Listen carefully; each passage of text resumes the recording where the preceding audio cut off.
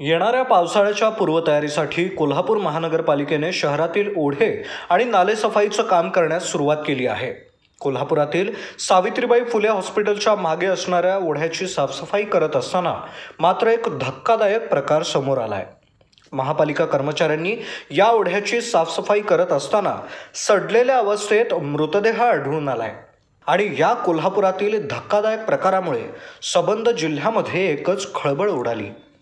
कोल्हापुरातील अगदी मध्यवर्ती ठिकाणी असणाऱ्या सावित्रीबाई फुले हॉस्पिटलच्या मागील बाजूस नाल्याची जेसीबीच्या सहाय्याने महापालिका कर्मचारी सफाई करत असताना यावेळी कर्मचाऱ्यांना या नाल्यात एका पुरुषाचा सडलेला मृतदेह दिसून आला।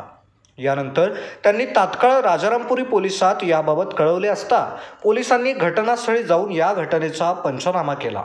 यावेळी या परिसरात बघ्यांची मोठी गर्दी झाली होती।